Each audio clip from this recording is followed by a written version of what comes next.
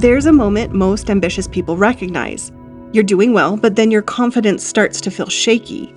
So you start pulling back in small ways. You hold on to control where you didn't before. Not because you're insecure, but because there's more to protect now. If that sounds familiar, nothing's wrong with you. By the end of the story, you'll be able to see the pattern shaping how success feels and why it matters. This is The Wealth Project, where we don't do celebrity gossip, we decode celebrity success. We break down the psychology, mindset, and identity patterns behind the famous and powerful. If this way of thinking about wealth resonates, you're in the right room. When pressure rises, everyone stabilizes themselves somehow. Some people lean into control, others lean into connection. Most of us don't consciously choose, we repeat what has worked previously. And over time, that repetition starts influencing how much risk we take, how we handle money, and how secure confidence really feels.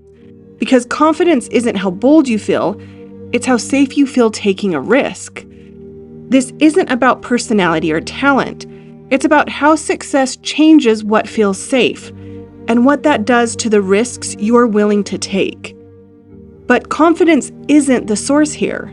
It's the signal of whether that safety system is holding when pressure rises. This is why confidence often feels strongest early and shakier later. Early success feels light. There's less to lose, so risk feels clean. As success grows, there's simply more to lose. And when your sense of safety comes from what you've earned or who's with you, confidence starts to feel heavier. You don't just stop moving forward, you stop taking the kind of risks that made things move in the first place. Not because you're afraid, but out of responsibility. Two of the clearest examples of this pattern show up in how Oprah and Taylor Swift built their empires. Their confidence looks equally powerful from the outside, but it's built from entirely different places. Wealth and safety. Wealth is often explained through moves and timing.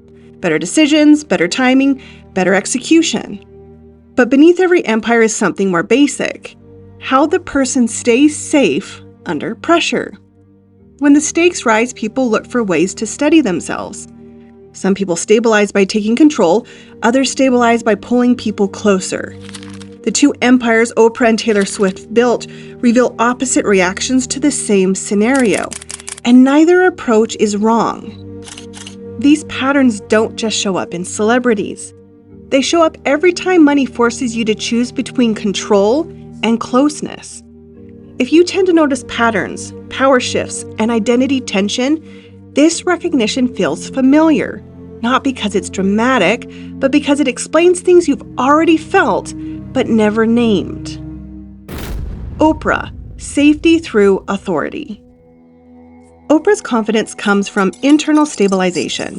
When she's centered, the room steadies with her. Early in Oprah's rise, she learned something most people never say out loud. Attention is unstable, respect is stabilizing. Under pressure, her instinct was never to be liked more. It was to become the center others could trust. Go watch how she moved when the stakes were high. She slowed the room down, she framed the conversation, she set the emotional temperature. This isn't performance, it's identity. Oprah moves as if safety comes from being the adult in the room. If she is centered, intentional, and composed, the system organizes around her. When her television network struggled early, instead of distracting herself or chasing noise, she tightened structure. Leadership was reset. Programming was recalibrated. The system was rebuilt until it matched her internal standard. The consequence wasn't just recovery, it was reinforcement. Each time authority stabilized chaos, her identity gathered proof.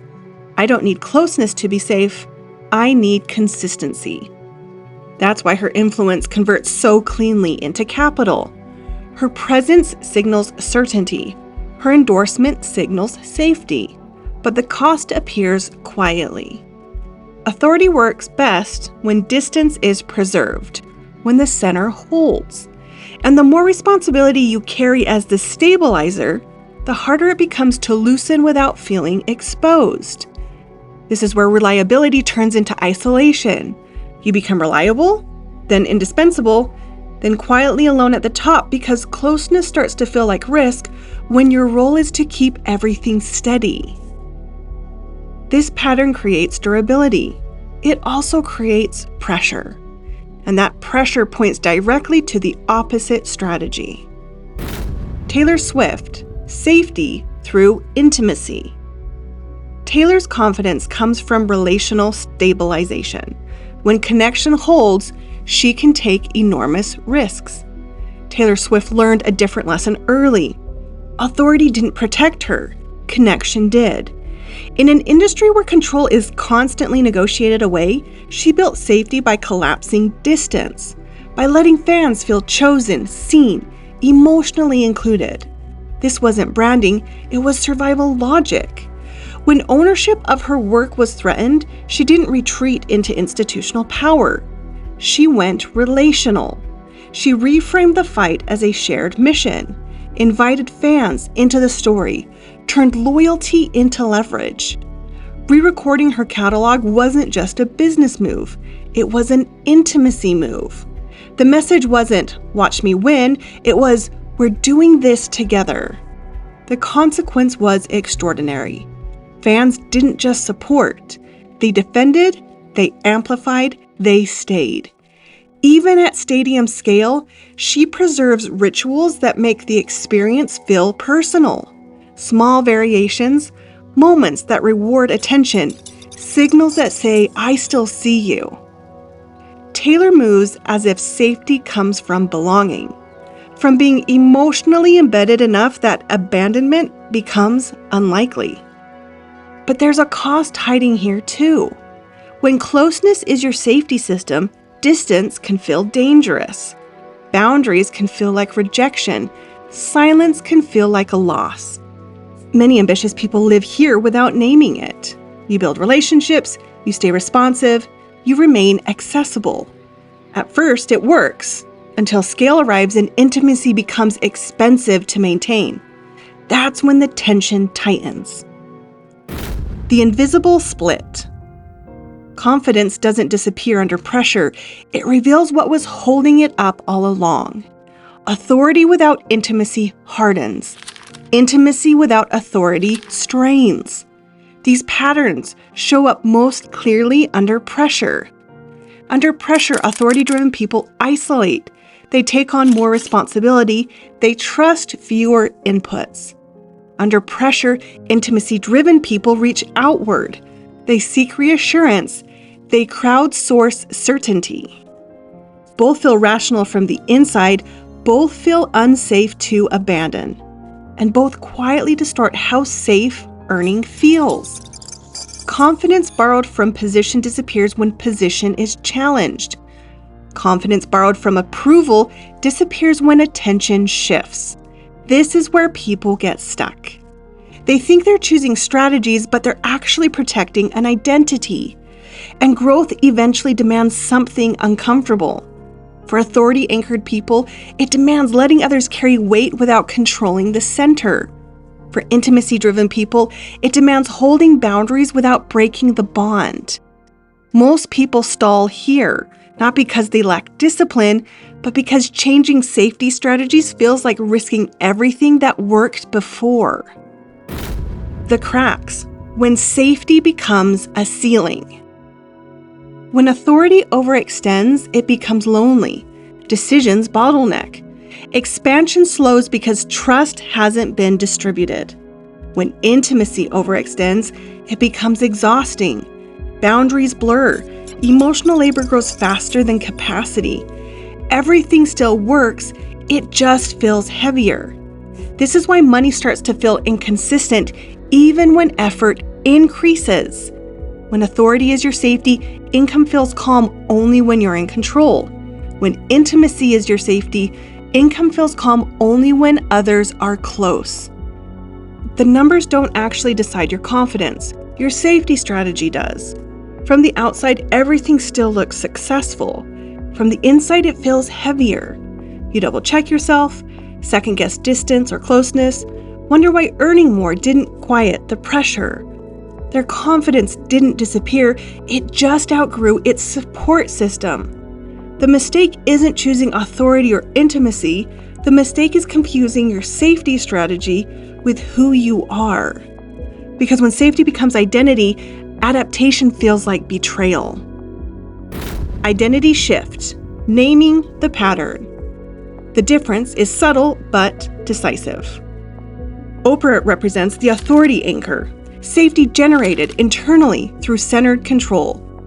Taylor Swift represents the intimacy engine, safety generated relationally through emotional closeness. Both create empires, both create ceilings if left unchecked. The shift happens when safety stops coming from an external source. Internal safety doesn't make you braver, it makes risk feel survivable. Because internal safety doesn't replace authority or intimacy, it regulates them. Authority stops isolating when it's no longer responsible for safety. Intimacy stops draining when it's no longer responsible for safety. That's when strategy becomes choice instead of reflex. When authority-driven people learn to trust without disappearing. When intimacy-driven people learn to hold boundaries without withdrawing connection. This isn't about becoming colder or softer, it's about becoming internally sourced. And this realization is quiet. Wealth stabilizes when safety becomes internal, not positional, not relational. That's when confidence stops fluctuating. If this feels familiar, you've probably noticed it's not the results that matter most. It's what shapes your decisions when pressure rises. The point isn't to change who you are, but to remove what quietly limits you. When safety becomes internal, power stops feeling fragile. Where you get safety shapes your power. This wasn't really a story about Oprah or Taylor Swift. It was about you. If you've ever felt confident one moment and unsure the next, this pattern might explain why. Because power isn't just about results, it's about how you stay stable when everything's moving. The moment you stop outsourcing safety, power stops feeling fragile. And that's when the real growth begins. If this way of thinking about wealth resonates, your next insight with the Wealth Project is right here on your screen.